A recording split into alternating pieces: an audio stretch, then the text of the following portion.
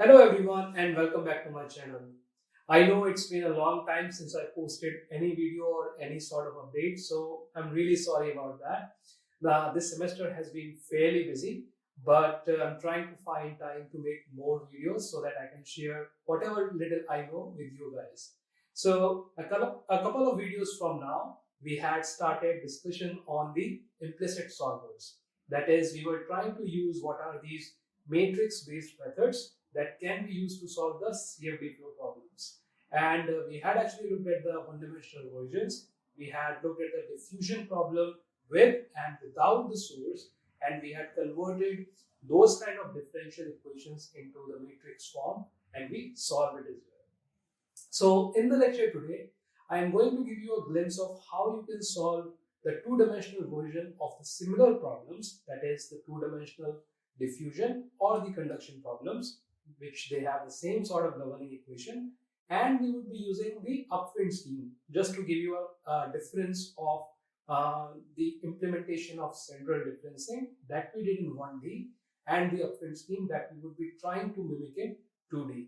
So before coming into this lecture, I think it would be nice if you go and give a retry of what we did in 1D, because I'd be borrowing a lot of concepts from there.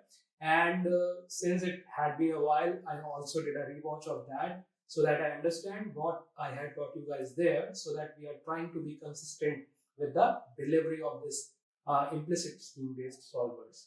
So without wasting any further time, let's get started.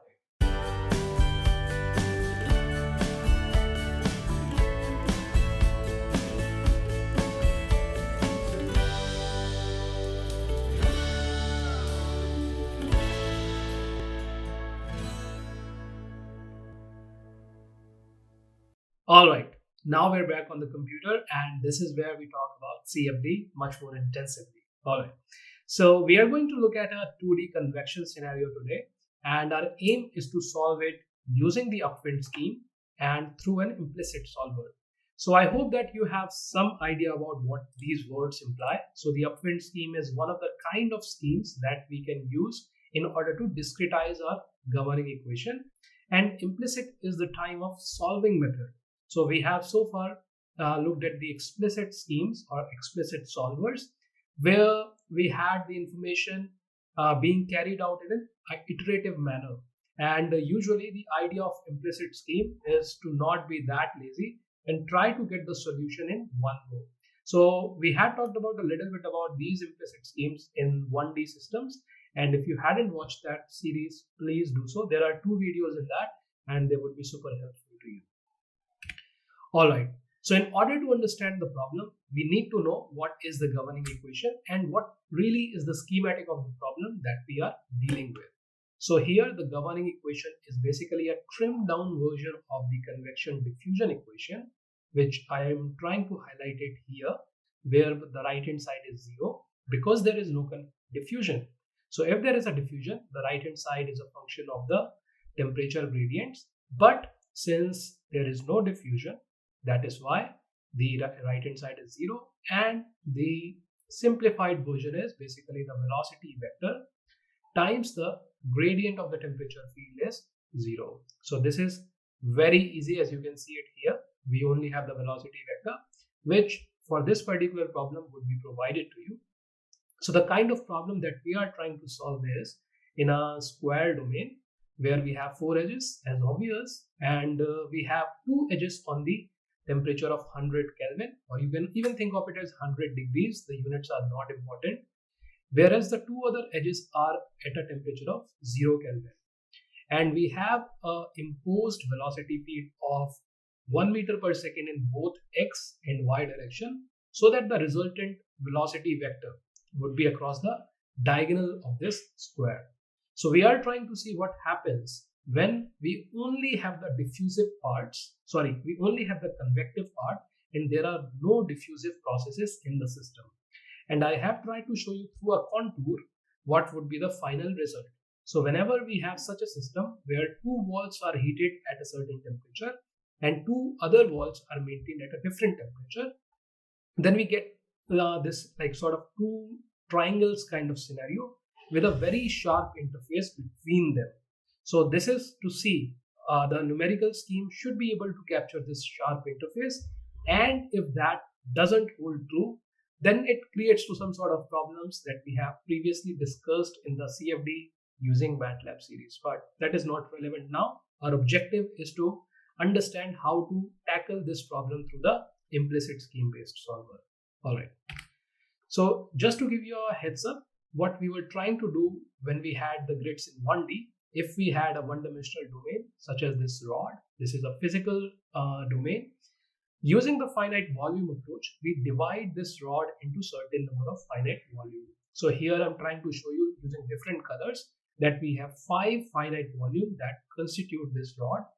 And when we want to convert this into the nodal mesh, what we do is we take the center of each finite volume and correspondingly we make a point there, or you take the center, project it on a line, and that is what we called as a finite volume mesh or finite volume nodes. And a general approach towards finite volume solution is to give some names or numbers or index to the nodes. So suppose if I'm talking about this particular node here, in terms of index, I would have an index of I here. Index is basically very synonymous to counting, as you might have guessed by now if you have been following CFD by anyone. Then correspondingly the index for the right hand point would be I plus 1 and the left hand point would be I minus 1. In a more systematic nomenclature, they are usually represented by the point P as the point of interest. The point lying eastwards is represented by capital E, and similarly the point lying westward is represented by capital W. And when we consider the finite volume that this point originally had, then we say that the east face is represented by this face over here, that is the right face, and the west face is represented by the left face. So the face usually have a smaller letters, whereas the node points or the grid points have a capital letters associated. Now, in order to use the same idea in 2D, let us consider that we have this kind of square domain, that is the kind of domain that we are trying to study. So again, the approach remains the same. What we first do is we divide this entire domain into number of smaller chunks. So I have taken 9 different chunks here for the representation. So these are 9 different finite volumes that are sort of stitched together, and they are trying to represent this original domain. So remember what the next part is, that we would take the centroid of each of this system over here and we would project it onto the 2D plane. So when we do that, we have these different node points that are being replaced by or replaced for these individual volumes. I have kept the outline of individual finite volume just for the sake of completion, so that you can see that the overall boundary is basically the same as the original boundary. And now when we have to talk about the individual finite volume, then we can do so as well. So if I consider the center node point, then if I call the center node point as I comma j, that is the index of the center point is I in the x direction and j in the y direction. Then again, using the similar idea in 1D, suppose if you are looking along this line, then the index I would change from I to I plus 1 as you would go to the right, and it would be I minus 1 as you would go to the left. Now, since we are dealing in MATLAB, it is important to understand how indexing varies in MATLAB. And there's a whole different series of videos that I've done it for that. And we know that if I am going downwards from the point of interest, then J would increase. This is only in MATLAB. So remember that in Cartesian system, if you go down, the Y value, it decreases. But in MATLAB, it's the opposite. This is just the attribute of the software itself. So we have to abide by that. And similarly, if I'm going up, the J index would decrease. That is why the point over here, it would have an index of I comma j minus 1. So just keep a note of this. And now we would just briefly talk about what the Upwind scheme was. So I'm giving a one-dimensional scenario or one-dimensional representation of what we were trying to do when we had Upwind scheme. So this is the same finite volume system that we had, and we want to know what is the value of any variable phi at the east face would be. So in upwind scheme, the value at the face itself would come from the upwind point or the upstream point. So let us say if the flow is happening from left to right, that is from point capital P to point capital E. So I'm talking about this particular case when U is greater than 0, then then corresponding to the point small e or the face east face, then the point capital P would become the upwind point. I want you to see that if you are standing over here and if the flow is coming from left to right, then point P is the upstream point, the point capital E is the downstream point. And we say according to the upwind scheme that the point small e would take its value directly from capital P if the flow is from left to right, or if the flow is in the opposite direction, then it would take its value from the capital E point. So whatever its upwind point is, it would take its value directly from there. And this is applicable only for the phase values, that the values at the cell face. So this is important that the values at the faces of the finite volumes, they are approximated directly from the values at the face, the node points. They are approximated directly from the node points depending on the flow direction. That this is important. So depending on the flow direction, we would get the values directly from there. All right. So I hope that the same idea you can take it directly to the two dimensions as well. So now if we have a general finite volume such as this, where we have four different faces and we have the governing equation written in this form, that is the gradient of u into t is equals to 0. So the first step, if you remember, for the finite volume methodology is to take the volume integral. So I consider this finite volume and I integrate my governing equation over the finite volume, and the right hand side simply remains as 0.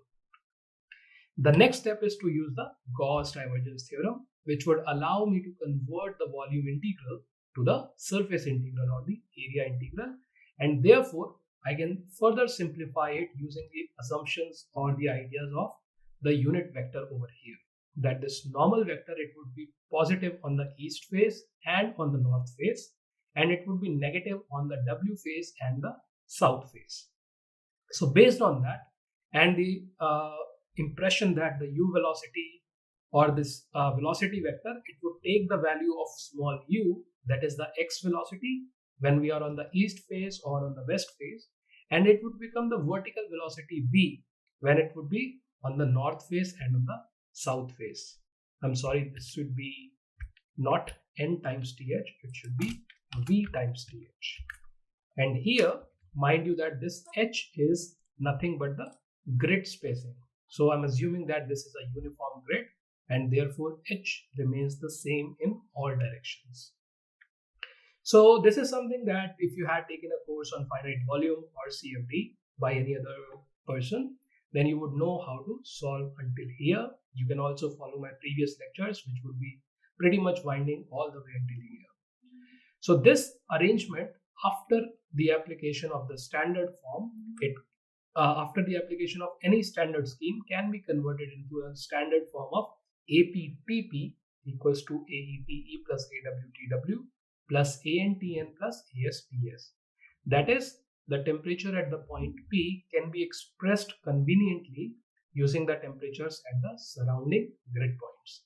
Now, coming to the problem that we are dealing with, we have a velocity vector that is oriented in the northeast direction. Okay, so what that means is that we are basically going to emphasize on only 2 points. So again, you might want to check how I'm writing this, that if I have the velocity vector such as the one that is given in the problem, only 2 points would be important to us, that is the south and the west points. So you can imagine that if I'm standing over here in this empty corner, then because the velocity is coming from the south and the west, so therefore only the importance would be given to the immediate neighbors that are either westwardly or southwardly, and therefore we can only drop down the two terms on the right hand side and only carry the two terms over here. So this is whether you use explicit solvers or implicit solvers, the approach would be the same for the upwind conditions. And mind you that this is an equation that is valid only for the interior nodes, or that is not requiring any kind of special treatment. All right. So for the implicit formulation, it is very important to understand how to formulate the matrix, which is probably the most important part when it comes to implicit solvers. So for illustrating that, let us first think of a 3x3 kind of grid that is shown over here. So this is exactly the same kind of grid that I'm trying to show you all the way until now. We have 3 points in the x direction and 3 points in the y direction. And given that the upwind formulation is such that we have an effect of the flow from west and the south direction, because the flow is going like this, from left to right and from bottom to top. Okay. So points that do not have an upwind point, either in the south direction or in the west direction, they would need some sort of special treatment. I hope I'm able to convince you what I'm trying to say here. So because the velocity is like that, which can be decomposed into two components, one like this and one like this.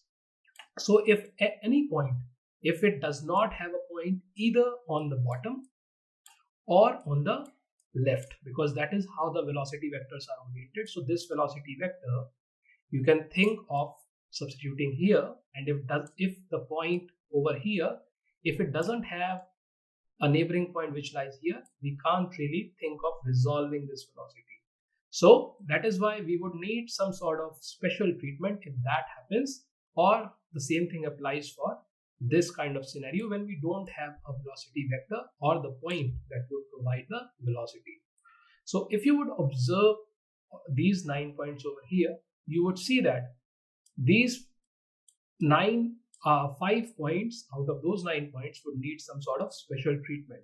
So these 5 points, you can see, for example, these 2 points, they do not have a westward point. They do not have a westward point. These 2 points over here, they do not have a southern point. So they don't have a point in the south to provide them the velocity. And this poor fellow over here, this neither have a westward point nor have a southward point. And therefore, there would be 4 different kind of cases in here. So the 4 different kind of cases corresponds to some of the interior points that are enjoying the upstream point from both the sides, some of the points that do not have a westward point, some of the points that do not have a southern point, and some of the points that do not have either of those. I hope I'm making sense as to what I'm trying to convey, because this is where our looping would come into the picture, because we have to tell our code as to what different cases are involved, and corresponding to these cases, we have to write differently. Okay, so now let us try to understand how we would formulate those governing equations for that. And before I proceed further, please do watch my video on the one-dimensional formulation, because I would be borrowing some information from there, and I would not be giving a very detailed information on 2D system, because I'm expecting you that you should be able to extend that knowledge from 1D to 2D here. But I would try to give you a very general idea of how to do this. Okay. So first, let us look at the point number 2, because the point number 2 is such a nice point that it has both a neighbor to its south and it also has a neighbor to its west.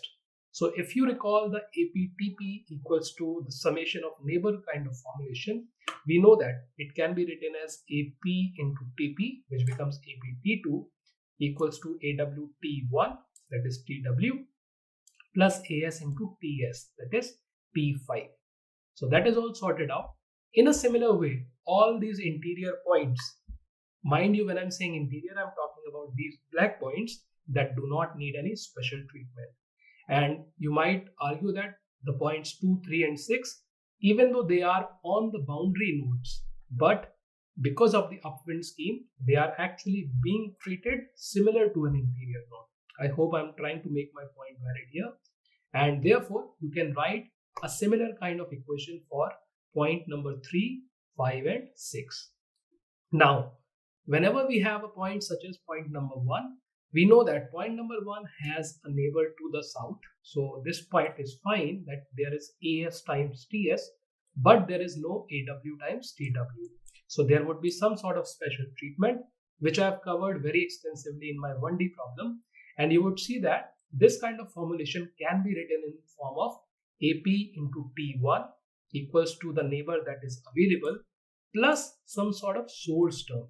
So there would be an arisal of a source term because of this unknown information, and this is something that I want you to figure out on your own, unfortunately, because this is highly problem dependent, and there are so many cases here that it would be too time consuming for me to cover all the different cases.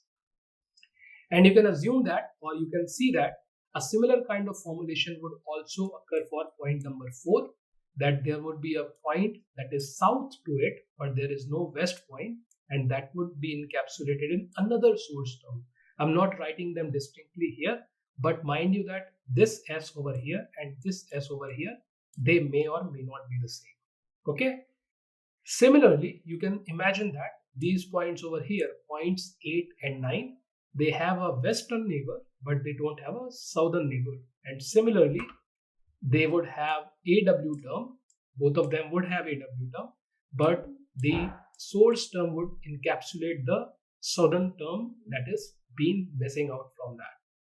So this is extremely simple. If you again, please go back to the 1D situation and try to understand how the source term is formulated when we don't have the information about one of the neighbors from there. And similarly, if you combine the ideas from the points 1 and points 8, we can see that the point number 7 doesn't have any of the neighbor.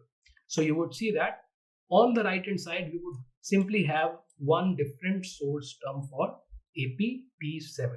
So now we have 9 different equations. We have 9 unknowns, that is from T1 all the way up to T9. And thus we can cast it into the form of C into T equals to D, where T is the unknown matrix, D is the matrix that includes all the source terms, and C is what is called the coefficient matrix.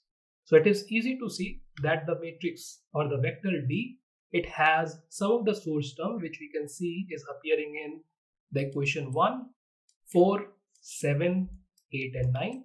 And corresponding to that, I have entries in my D vector. The most complicated one here, or the most complicated matrix usually, is this C matrix. So the C matrix can be looked at one by one in each of these equations. So let us consider the equation number 1. So you can see that in equation 1, we have contribution from T1 and T4. So if you think of a matrix that is 9 by 9. So we have 9 points here in total. So this C matrix is usually total number of points by total number of points. So if we had, let us say, 5 by 3 matrix, then we would have it as a 15 by 15. So this 9 by 9 matrix here, so if we look at the first equation, then we have contribution from point number 1 and point number 4. So in the first row of the C matrix, we would have non-zero element in the first row and first column and the fourth column. So you can try to see some resemblance in the equation that I'm highlighting right now and the first row of the C matrix. So corresponding to the first location where the T1 is supposed to be, I have the negative of AP, and similarly where I'm supposed to have AS, I have the negative of AS. And in the similar way, if I'm looking at this equation over here, where I have T2, T1 and T5, so in the first, second and the fifth column, I have the non-zero elements, and all other elements, they remain as 0. So this is very important that, or this is the way in which actually the 2D problems are forged into this or molded into this matrix form, because this is usually the confusion from many of the people as to how we mold this 2D kind of system into the matrix form. And this is exactly how you do it.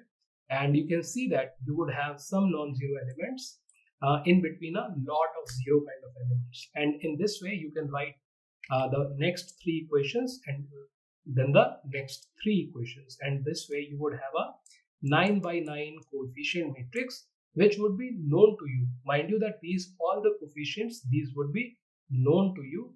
And there would be a source term which would also be known. So this 9 by 1, this would again be known to you. And then by matrix inversion, that is T equals to C inverse D, you can find the temperature matrix, that is the entity that we are striving for. So I hope that this would give you certain idea about how to use the implicit solvers. In the next class, or in the next part of this video, I would try to show you the code. I would try to walk you through the code as to what exactly would be happening in the code if we are trying to code it through MATLAB. And I hope that this would give you some idea as to how different cases were formed, as to how different conditions are being implied to different set of points. And just like always, if you like this video, please hit the like button. If you didn't like this video, please do hit the dislike button so that I know that I was not able to deliver the content properly. But do leave a comment in the feedback as to how I can improve it as well. And as always, your support is always highly, highly appreciated. And yeah, I'll see you in the next one, where we would be talking about the code itself. Until then, please take care of yourself. Bye bye.